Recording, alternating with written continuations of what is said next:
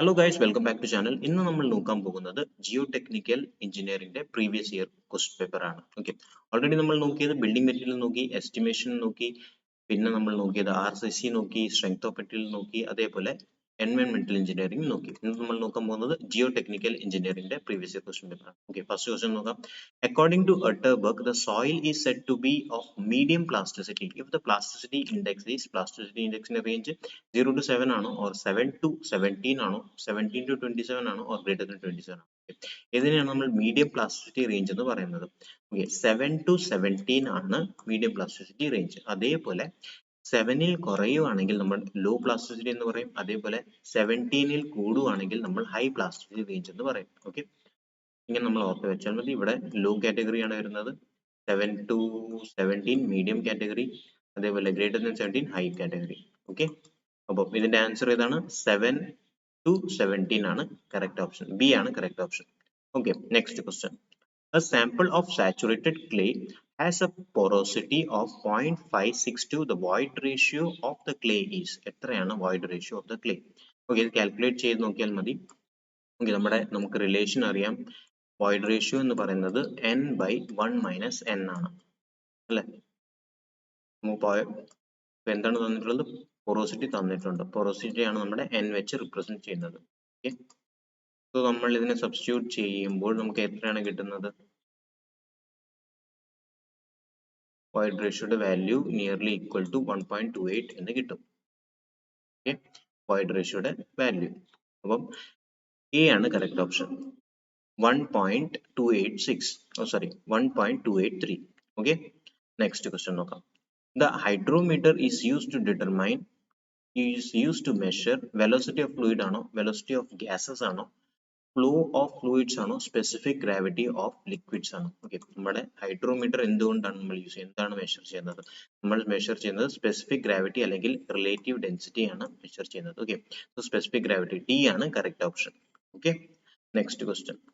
Which of the following statement is true? ഇതിൽ ഏത് statement ആണ് correct? In a dry soil, all the voids are filled with air. Okay, second statement എന്താണ്? In a saturated soil, all the voids are filled with water. Okay, in a partially saturated soil, voids are occupied both by air and water. So all the options are correct. 4 options ഉണ്ട്. Okay, so ഏതാണ് correct option? Dry soil നമ്മൾ എന്താണ് പറയുന്നത്? voids are filled with air, correct ആണ്. അതേപോലെ സാച്ചുറേറ്റഡിൽ voids are filled with water. അതേപോലെ partially saturated രണ്ടും ഉണ്ടെന്നാണ് പറയുന്നത്. വളരെ ജനറൽ ആയിട്ടുള്ള ക്വസ്റ്റ്യൻ ആണ്. all the statements are correct. Okay, D ആണ് correct option. Okay, next question.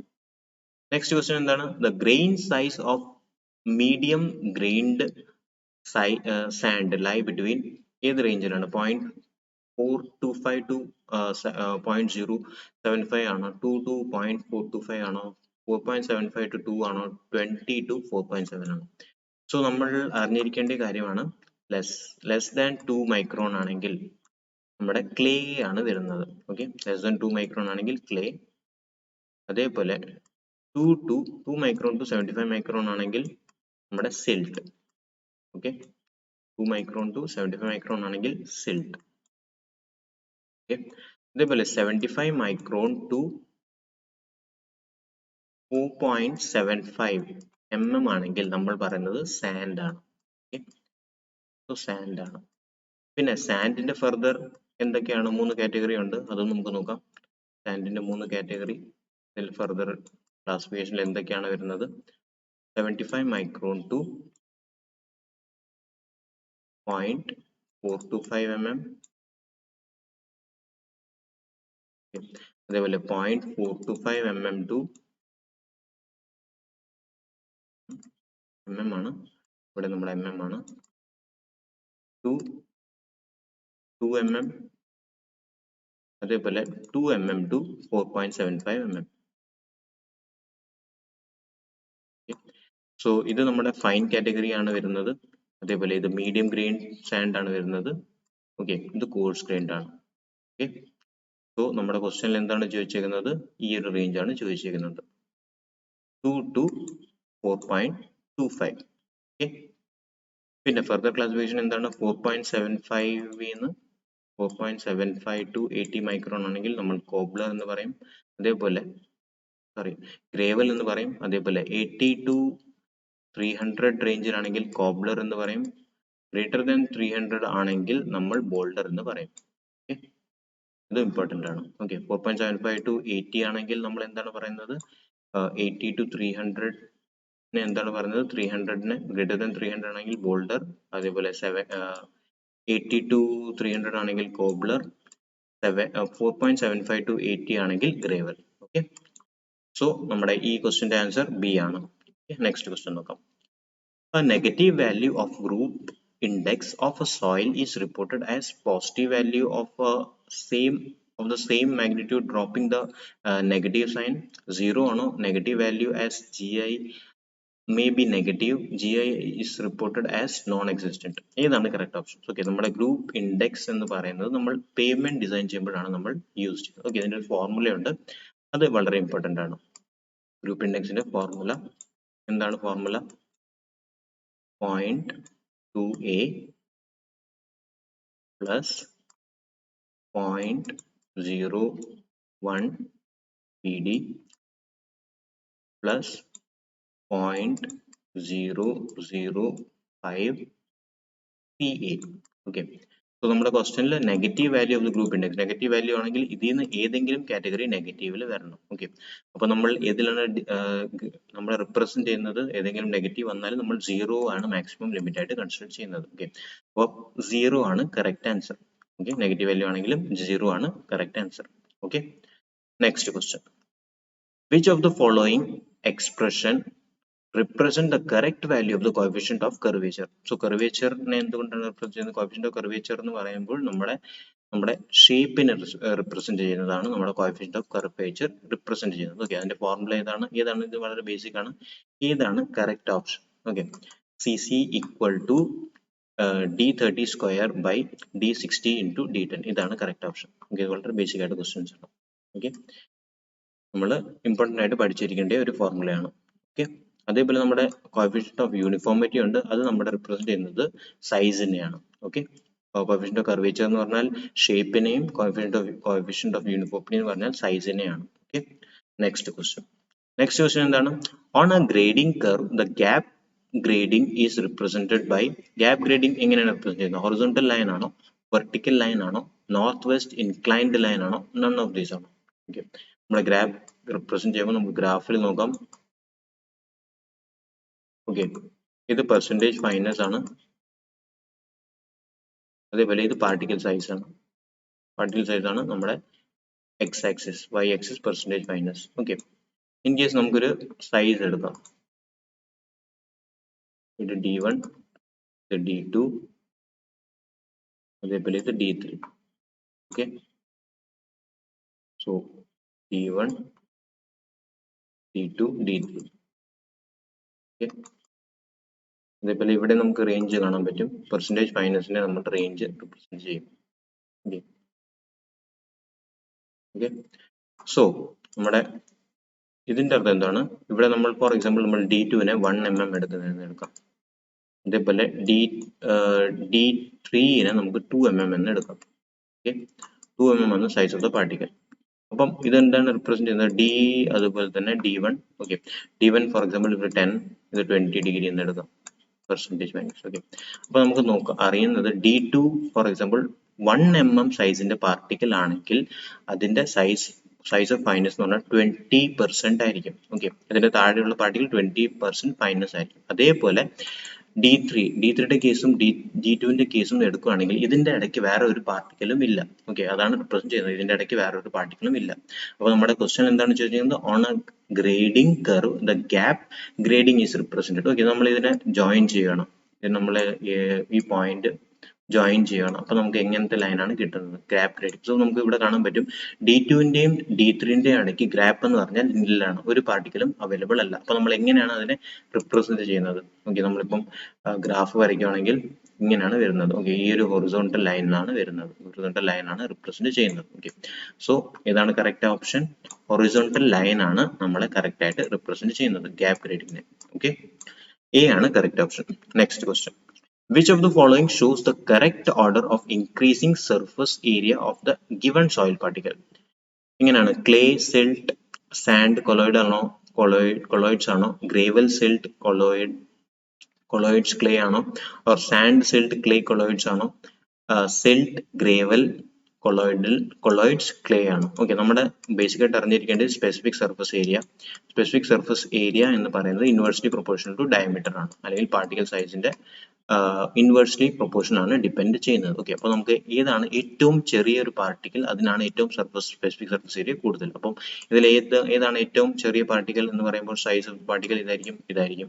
Second clay, അതേപോലെ തേർഡ് സിൽട്ട്, അപ്പം പിന്നെ സാൻഡ്. അപ്പോൾ ഏതാണ് കറക്റ്റ് ഓപ്ഷൻ ആയിട്ട് വരുന്നത്? Increasing surface area of given sample ഏതായിരിക്കും? സി ആയിരിക്കും correct option, sand silt clay colloids. Okay, next question നോക്കാം. Plasticity chart gives a relation between, plasticity chart എന്ത് റിലേഷൻ ആണ് തരുന്നത്? ഓക്കെ, പ്ലാസ്റ്റിസിറ്റി ചാർട്ടിന്റെ ആൻസർ ഏതാണ്? പ്ലാസ്റ്റിക് ലിമിറ്റ് ആൻഡ് ലിക്വിഡിറ്റി ആണോ, plastic limit and liquidity index ആണോ, plastic index and liquidity limit ആണോ, അതേപോലെ plastic index and liquidity index ആണോ? ഓക്കെ, നമുക്ക് ഈ ചാർട്ട് കാണുമ്പോൾ മനസ്സിലാവും. ഓക്കെ, സോ നമ്മൾ ജനറൽ ആയിട്ട് ഞാൻ റഫ് ആയിട്ട് വരയ്ക്കാം. ഇവിടെ 30യും ഇവിടെ 50യും. ഓക്കെ, സോ ഇങ്ങനത്തെ ഒരു ലൈനാണ്. ഓക്കെ, സോ ഇവിടെ നമ്മുടെ IP ആണ്, അല്ലെങ്കിൽ പ്ലാസ്റ്റിസിറ്റി ഇൻഡെക്സ് ആണ്. ഇവിടെ നമ്മുടെ ലിക്വിഡ് ലിമിറ്റ് ആണ്. ഓക്കെ, സോ ഇനി നമുക്ക് ആൻസർ പറയാൻ പറ്റും എന്ന് വിശ്വസിക്കുന്നു. ഓക്കെ, പ്ലാസ്റ്റിസിറ്റി ചാർട്ട് എന്ന് പറയുന്നത് gives relation between plastic index and liquidity limit, അല്ലെങ്കിൽ ലിക്വിഡ് ലിമിറ്റ്. ഓക്കെ, അപ്പൊ സി ആണ് correct option. Okay, plastic index and liquid limit, അപ്പം സി ആണ് correct option. Okay, next question. Cohesionless soil is silt ആണോ, sand ആണോ, clay ആണോ, none of these ആണോ? Cohesionless soil ഏതാണ്? ബി, സാൻഡ് ആണ്. ഇത് രണ്ടും കോഹെസീവ് സോയിൽ ആണ്. Okay, silt and clay cohesive soil ആണ്. ബി ആണ് correct option. Next question. Which of the following bonding is responsible to combine the silica gibbsite sheet in kaolinite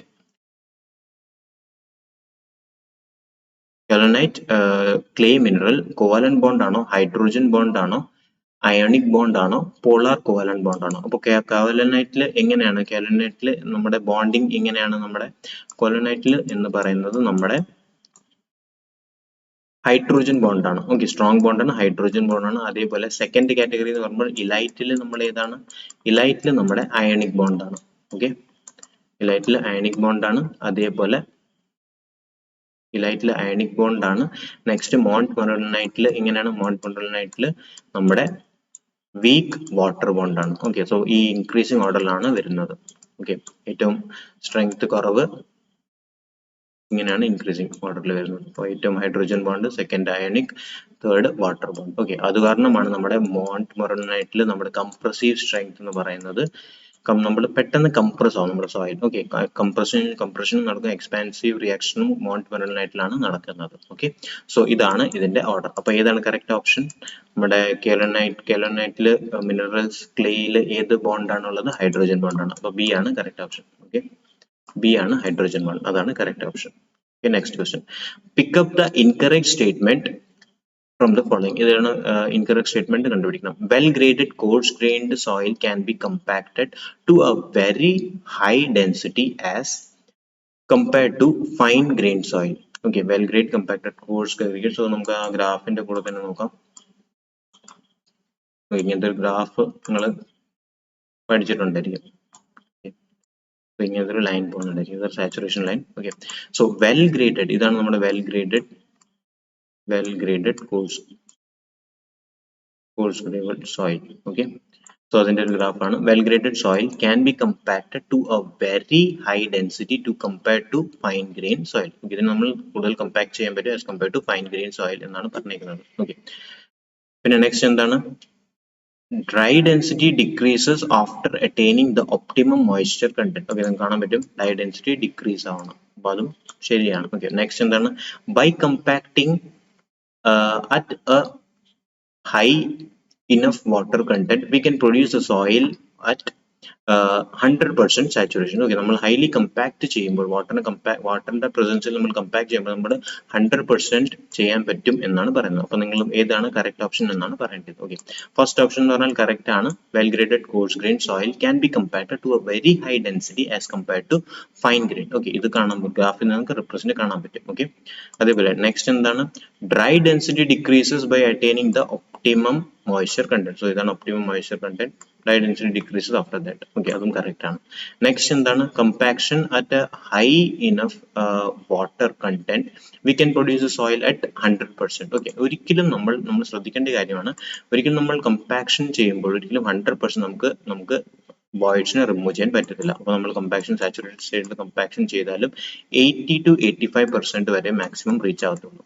okay, 100% ഒരിക്കലും attain ചെയ്യാൻ പറ്റത്തില്ല. അപ്പോൾ ഏതാണ് തെറ്റായിട്ട് സ്റ്റേറ്റ്മെന്റ്? ഇതാണ് തെറ്റായിട്ടുള്ള സ്റ്റേറ്റ്മെന്റ്. സി ആണ് തെറ്റായിട്ടുള്ള statement. Okay, next question, pick up the incorrect statement from the following. ഇതിൽ ഇൻകറക്റ്റ് സ്റ്റേറ്റ്മെന്റ് എടുക്കണം. ഏതാണ്? Lead is the average horizontal straight distance between borrow pit and place of spreading soil. The lead is calculated for each block of the excavated area. The unit of lead is 50 meter for a distance up to 500 meter. The unit of lead is 1 kilometer where the lead exceeds 2 kilometer. Okay, ഏതാണ് correct statement എന്നാണ് പറഞ്ഞിരിക്കുന്നത്. Okay, നമുക്ക് നോക്കുകയാണെങ്കിൽ lead is the average horizontal straight distance between horizontal pit and place of spreading. Okay, ഇത് ശരിയാണ്, ലീഡിന്റെ basic definition ആണ്. Next എന്താണ്, lead is calculated for each block of excavated area. ഇതും ശരിയാണ്. നെക്സ്റ്റ് എന്താണ്, നെക്സ്റ്റ് നമ്മൾ നോക്കുന്നതിന് മുന്നേ നമുക്ക് 3 കാറ്റഗറി നോക്കാം. അപ് ടു നമ്മൾ നോക്കുകയാണെങ്കിൽ നമ്മുടെ യൂണിറ്റ് എന്ന് പറയുന്നത് 50 മീറ്റർ ആയിരിക്കും. ഓക്കെ, അപ് ടു ഏത് യൂണിറ്റ് ആണ്? 500 മീറ്റർ വരെ നമ്മുടെ യൂണിറ്റ് എന്ന് പറയുന്നത്, ലീഡിന്റെ യൂണിറ്റ് എന്ന് പറയുന്നത് 50 മീറ്റർ ആയിരിക്കും. ഓക്കെ, അതേപോലെ 500 metre to 500 metre to 5 kilometre വരെ നമ്മുടെ യൂണിറ്റ് എന്ന് പറയുന്നത് 500 മീറ്റർ ആയിരിക്കും. ഓക്കെ, അതേപോലെ നമ്മുടെ യൂണിറ്റ് 5 കിലോമീറ്ററിനെക്കാട്ടിലും കൂടുവാണെങ്കിൽ നമ്മുടെ യൂണിറ്റ് എന്ന് പറയുന്നത് 1 കിലോമീറ്റർ ആയിരിക്കും. ഓക്കെ, അപ്പൊ ഇനി നമുക്ക് റീഡ് ചെയ്യുന്ന ബാക്കി രണ്ട് statement. The unit of lead is 50 metre for a distance up to 500 metre. ഇതും കറക്റ്റ് ആണ്. ഓക്കെ, നെക്സ്റ്റ് എന്താണ്, the unit of the lead is 1 kilometre. Unit of the lead is 1 kilometre where the lead exceed 2 kilometre. 5 kilometre ആണെങ്കിൽ correct ആണ്. അപ്പോൾ ഈ ഒരു statement ആണ് തെറ്റ്. ഓക്കെ, ഈ ഒരു സ്റ്റേറ്റ്മെന്റ് ആണ് തെറ്റ്. അപ്പോൾ ഇൻകറക്റ്റ് സ്റ്റേറ്റ്മെന്റ് കണ്ടുപിടിക്കുമ്പോൾ ഡി ആണ് ഇൻകറക്റ്റ് സ്റ്റേറ്റ്മെന്റ്, ബാക്കിയെല്ലാം കറക്റ്റ് ആണ്. Next question, which of the following roller is use to compact the coarse grain soil. ഏത് റൂളറാണ് നമ്മൾ കമ്പാക്ട് ചെയ്യാൻ യൂസ് ചെയ്യുന്നത് കോഴ്സ് ഗ്രെയിൻ സോയിലിനെ?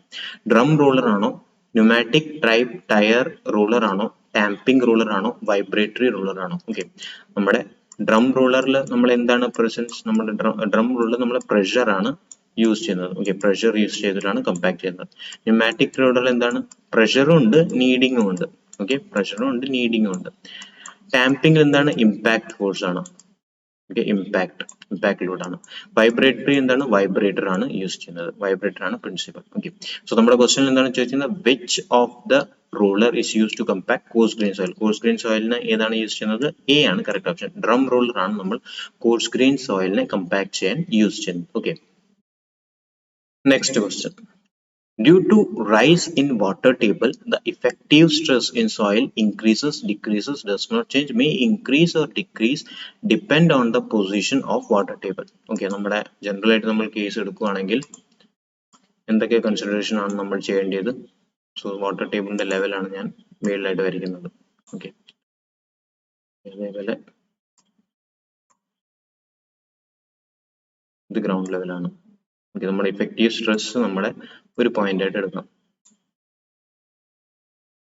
ഓക്കെ, നമുക്ക് വേറെ വെച്ചിടാം. ഇഫക്റ്റീവ് സ്ട്രെസ് നമുക്ക് ഈ ഒരു പോയിന്റിലാണ് കണ്ടുപിടിക്കേണ്ടത്. അതേപോലെ ഇഫക്റ്റീവ് സ്ട്രെസ് ഇവിടെയാണ് കണ്ടുപിടിക്കേണ്ടത്.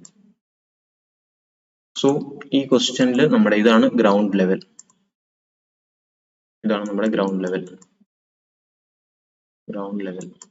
ഇതാണ് നമ്മുടെ water table level, WT water table level. Okay, so ബ്ലൂവിൽ കാണിക്കുന്നതാണ് വാട്ടർ ടേബിൾ ലെവൽ, ഇതാണ് നമ്മുടെ ഗ്രൗണ്ട് ലെവൽ. ഓക്കെ. സോ നമ്മൾ നോക്കുവാണെങ്കിൽ വാട്ടർ ടേബിൾ ഇവിടെ റൈസ് ആവുകയാണ്. വാട്ടർ ടേബിൾ ഗ്രൗണ്ട് ലെവലിനെക്കാട്ടിലും മേളിലാണ് റൈസ് ആവുകയാണെങ്കിൽ നമ്മുടെ ഇഫക്റ്റീവ് സ്ട്രെസ് ഈ സാമ്പിൾ നമ്മൾ കൺസിഡർ ചെയ്യുമ്പോൾ ഇഫക്റ്റീവ് സ്ട്രെസ്സിൽ ഒരു വേരിയേഷനും വരത്തില്ല. ഓക്കെ, നമ്മുടെ ഗ്രൗണ്ട് ലെവലിനെക്കാട്ടിലും വാട്ടർ ടേബിൾ ലെവൽ കൂടുതലാണ് എന്നിട്ട് റൈസ് ആവുകയാണെങ്കിൽ ഇഫക്റ്റീവ് സ്ട്രെസ്സിൽ ഒരു ചേഞ്ചും വരത്തില്ല. ബട്ട് ഇൻ കേസ് ഗ്രൗണ്ട് ലെവലിനെക്കാട്ടിലും കുറവാണ് വാട്ടർ ടേബിൾ എന്നിട്ടാണ് റൈസ് ആകുന്നതെങ്കിൽ ഇഫക്റ്റീവ് സ്ട്രെസ്സിൽ എന്ത് വേരിയേഷൻ ആണ് വരുന്നത്? ഇഫക്റ്റീവ് സ്ട്രെസ് ഡിക്രീസ് ആകും. ഓക്കെ, സോ ഇവിടെ ഒരു ചേഞ്ചും വരത്തില്ല. ഇവിടെ ഇഫക്റ്റീവ് സ്ട്രെസ് ഡിക്രീസ് ആവും due to rise in water table because it is below ground level. Okay, so ഏതാണ് correct option? B and C രണ്ടും കറക്റ്റ് ആണ്. Okay, B and C. ഒരു സ്റ്റേറ്റ്മെന്റ് കൂടെ ആഡ് ചെയ്യാം. ബി ആൻഡ് സി ഒന്നെങ്കിൽ decrease ആകും, അത് ഏത് കേസിലാണ്? ഈ കേസിലാണ്, സെക്കൻഡ് കേസിലാണ് ഡിക്രീസ് ആവുന്നത്. അല്ലെങ്കിൽ ഡസ് നോട്ട് ചേഞ്ച്, അത് ഫസ്റ്റ് കേസിലാണ്. ഓക്കെ, സോ ഇ ആണ് correct option, B and C. Okay, next question. During the flow over length of 330 meter, the head loss of 5 meter is occurred during the seepage. What is the value of hydraulic gradient? എത്രയാണ് hydraulic ഗ്രേഡിയന്റിന്റെ value? നമ്മുടെ length തന്നിട്ടുണ്ട് and head loss തന്നിട്ടുണ്ട്. ഹൈഡ്രോളിക് ഗ്രേഡിയന്റിന്റെ formula എന്താണ്? ഹൈഡ്രോളിക് ഗ്രേഡിയന്റിന്റെ ഫോർമുല എന്ന് പറയുന്നത് head loss by length. Head loss by length വളരെ ബേസിക് ആണ്, നമുക്ക് സിമ്പിൾ ആണ്. ഈ ഫോർമുല അറിയെങ്കിൽ നമുക്ക് ഡയറക്റ്റ് ആയിട്ട് ചെയ്യാൻ പറ്റും. അപ്പൊ എത്രയാണ് ഹെഡ് ലോസ്? എത്രയാണ്? 5 ആണ്. അതേപോലെ നമ്മുടെ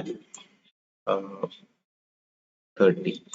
ഓക്കെ, നമ്മുടെ ഹെഡ് ലോസ് 5 ആണ്. അതേപോലെ ലെങ്ത് എത്രയാണ്? 30 മീറ്റർ. അപ്പൊ ഇതിനെ ഡിവൈഡ് ചെയ്യുമ്പോൾ 1/6 എന്ന് പറയുമ്പോൾ 0.16.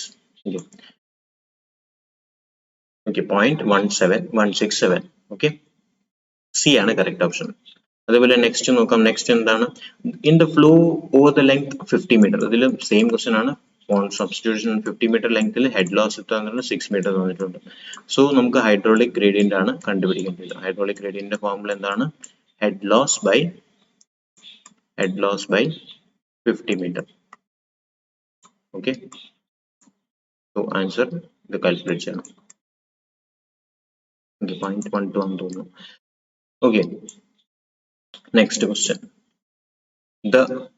If the void ratio and discharge velocity for soil is void ratio തന്നിട്ടുണ്ട്, discharge velocity of the soil തന്നിട്ടുണ്ട്. ഓക്കെ, ഇതാണ് നമ്മുടെ void ratio.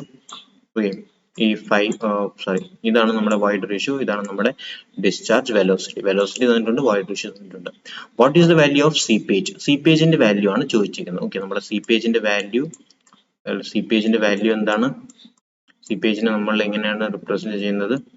Velocity by porosity into saturation. Okay, porosity into saturation. porosityയുടെ വാല്യൂ ആണ് തന്നിട്ടുണ്ട്. അപ്പോൾ porosityയുടെ വാല്യൂ നമ്മൾ എങ്ങനെയാണ് കണ്ടുപിടിക്കുന്നത്? porosity is equal to void ratio by 1 plus void ratio.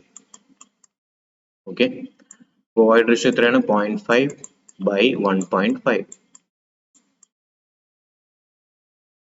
0.5 by 1.5. അപ്പോൾ എത്രയാണ് ഇതിന്റെ ആൻസർ? 0.33 എന്ന് കിട്ടും. 0.333 എന്ന് കിട്ടും. 0.33 കിട്ടി. അപ്പൊ നമ്മുടെ വെലോസിറ്റി ഇവിടെ സബ്സ്റ്റിറ്റ്യൂട്ട് ചെയ്യണം. vs is equal to velocity എത്രയാണ്? 6 into 10⁻⁻⁷. അതേപോലെ നമ്മുടെ പോയിസൺ റേഷ്യോ 0.33 ആണ്. നമ്മൾ സബ്സ്റ്റിറ്റ്യൂട്ട് ചെയ്യുമ്പോൾ നമുക്ക് ആൻസർ കിട്ടും 1. ഓക്കെ, ഈ ഡി ആൻസർ കിട്ടും 18 into 10⁻⁷. ഓക്കെ, ഈ ആൻസർ കിട്ടും. ഡി ആണ് correct answer. Okay, next question. The unit of coefficient of consolidation is centimeter square per gram ആണോ, centimeter square per second ആണോ, grams per centimeter square per second ആണോ, gram centimeter per second ആണോ? ഇത് standard ആണ്. coefficient of consolidation value എന്ന് പറയുന്നത്, unit എന്ന് പറയുന്നത് സെന്റിമീറ്റർ സ്ക്വയർ പെർ സെക്കൻഡ് ആണ്. Okay, next question. The consolidation time, ഇപ്പൊ ടീന്റെ വാല്യൂ ആണ് ചോദിച്ചിരിക്കുന്നത്, സ്മോൾ ടീന്റെ ടൈം ആണ് ചോദിച്ചിരിക്കുന്നത്. For soil increases with increase in compressibility, decreases with increase in permeability, it is independent of stress change, all the options are correct. ഏതാണ് correct option? നമുക്ക് formula അറിയാം, വളരെ famous T V formula. T V is equal to C V into T by D square. Okay, അപ്പൊ ടീന്റെ value ആണ് ചോദിച്ചിരിക്കുന്നത്. അപ്പൊ ടീനെ നമ്മൾ എങ്ങനെ എഴുതും? T is equal to T V into d square by cv. Okay, C വിനെ നമുക്ക് എന്ത് എഴുതാൻ പറ്റും? സി വിനെ നമുക്ക് വെറുതെ നമുക്ക് ഫോർമുല സബ്സ്റ്റിറ്റ്യൂട്ട് ചെയ്യും. C V is equal to K by M V into gamma W. Okay, ഇനി നമുക്ക് നോക്കാം ഓപ്ഷൻ റീഡ് ചെയ്ത് നോക്കാം. ഇൻക്രീസസ് കൺസോൾട്ടേഷൻ ടൈം അല്ലെങ്കിൽ ടിന്റെ ടൈം, ഈ ടിന്റെ time increases with increase in compressibility. So compressibility increase ചെയ്യുമ്പോൾ ഇതാണ് compressibility. compressibility increase ചെയ്യുമ്പോൾ നമ്മുടെ കൺസോൾട്ടേഷൻ ടൈം ഇൻക്രീസ് ആവുന്നുണ്ട്. കറക്റ്റ് ആണോ? കറക്റ്റ് ആണ്. Decreases with increase in permeability, permeability കൂടിയാൽ ഇത് കുറയും, ടിന്റെ വാല്യൂ കുറയും. കറക്റ്റ് ആണോ? കറക്റ്റ് ആണ്. Is independent of stress change, ഇതും കറക്റ്റ് ആണ്. അപ്പോൾ all the options are correct. D ആണ് കറക്റ്റ് ഓപ്ഷൻ. ഓക്കെ, ഡി ആണ് correct option. Okay, so next question നോക്കാം. For routine consolidation test in laboratory, the thickness of the specimen is routine consolidation test ന് നമ്മുടെ thickness of the specimen ആണ് ചോദിച്ചിരിക്കുന്നത്. 100 mm ആണോ, 20 mm ആണോ, 40 mm ആണോ, 60 mm ആണോ? സ്റ്റാൻഡേർഡ് ആയിട്ട് വാല്യൂ ആണ്. 20 mm ആണ് കറക്റ്റ് ആൻസർ. കൺസോൾട്ടേഷന്റെ നമ്മൾ ലബോറട്ടറി യൂസ് ചെയ്യുന്ന തിക്നെസിന്റെ സ്പെസിമെന്റെ തിക്നെസ് ആണ് ചോദിച്ചിരിക്കുന്നത്. അത് 20 mm ആണ് കറക്റ്റ് ആൻസർ. ഓക്കെ, സോ ഇന്നത്തെ സെക്ഷൻ നമുക്ക് വൈൻഡ് അപ്പ് ചെയ്യാം. നിങ്ങൾക്ക് എന്റെ സെക്ഷൻ ഇഷ്ടപ്പെട്ടു എന്ന് പ്രതീക്ഷിക്കുന്നു. ഇഷ്ടപ്പെട്ടാൽ ലൈക്ക് ചെയ്യുക, കമന്റ് ചെയ്യുക, സബ്സ്ക്രൈബ് ചെയ്യുക, പിന്നെ നിങ്ങളുടെ ഫ്രണ്ട്സിന് ഷെയർ ചെയ്യുക. Thank you guys, thanks a lot.